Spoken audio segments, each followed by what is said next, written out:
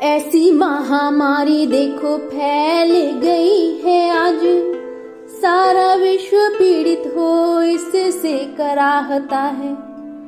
जगह जगह लाशों के ढेर हैं लगे हुए, देखो हर ओर कोरोना कहर बरपा रहा है। दवाओं की कालाबाजारी देखो हो रही है, ऑक्सीजन के लिए तड़प के इंसान मरे जा रहा है। कुछ लोग ऑक्सीजन सिलेंडर्स और दवाएं डंप कर रहे हैं, ब्लैक मार्केटिंग कर रहे हैं, हॉस्पिटल्स में बेड नहीं है और दलाल मोटी रकम लेकर बेड अलॉट करवा रहे हैं। अंबानी टाटा जैसे लोग आगे आज आ रहे हैं, मदद के लिए अपना हाथ बढ़ा रहे हैं।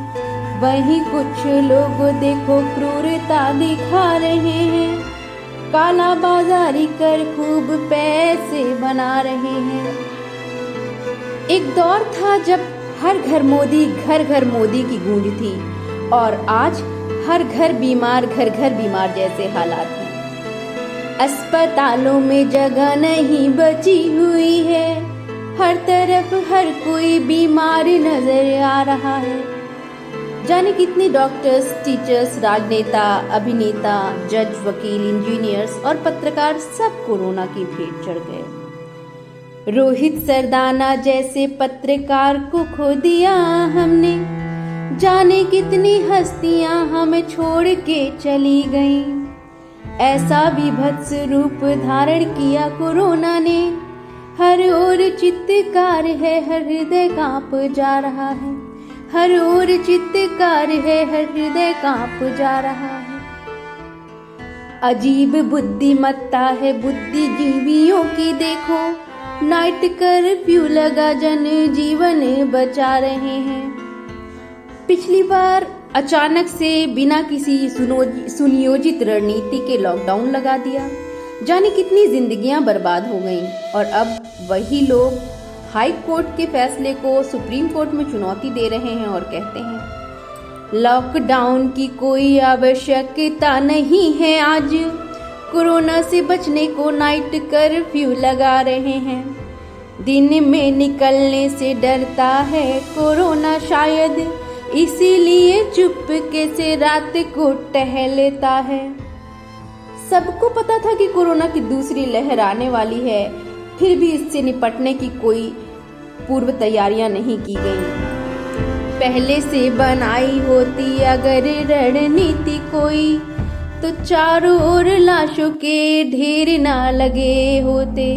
पहले से ही ऑक्सीजन प्लांट लगवाते, हॉस्पिटल बनवाते और बेड बढ़वाते, तो आज मौत के आंकड़े यूं ना छिपा रहे होते। मौत के आंकड़े कुछ और ही हैं और दिखाए कुछ और ही जा रहे हैं। वो तो शमशान और कब्रिस्तान खुद ही बयां कर रहे हैं। शवदाह गृह की चिमनियां पिघल जा रही हैं। आलम ये है कि दाह संस्कार के लिए वेटिंग लाइन लगा रहे हैं। सच्चाई सामने न आए इसलिए शमशान की दीवारें उठवा रहे हैं। इस कोरोना काल में एग्जाम्स टाले जा रहे हैं, भर्तियां टाली जा रही हैं। क्या बिगड़ जाता अगर चुनाव टाल दिए जाते? हमारे शिक्षक जो देश का भविष्य संवारते हैं, हमें शिक्षा के प्रकाश से प्रकाशित करते हैं, हम उन्हें ना खोते। देश का भविष्य संवारते हैं शिक्षक जो चुनाव की भेंट चढ़ मौत की नींद ना सो रहे होते। कितनी बड़ी लापरवाही है ये कि कोरोना जनित परिस्थितियों को गंभीरता से नहीं लिया जा रहा है और चुनाव की वजह से जनजीवन को खतरे में डाला जा रहा है। चुनावी रैलियों से डरता है कोरोना देखो, जहां हो रैली वहां पास भी न जा रहा है। राजनीति में ये कैसा दोहरा मापदंड है देखो, सोशल डिस्टेंसिंग की जो धज्जियां उड़ा रहा है। राजनीति में ये कैसा दोहरा मापदंड है देखो, सोशल डिस्टेंसिंग की जो धज्जियां उड़ा रहा है। न मास्क न सोशल डिस्टेंसिंग, चुनावी रैलियों को देख कोरोना डरे जा रहा है। जब चुनाव हो गए, मतगणना हो रही है, नतीजे आ रहे हैं तो लॉकडाउन बढ़ा रहे हैं।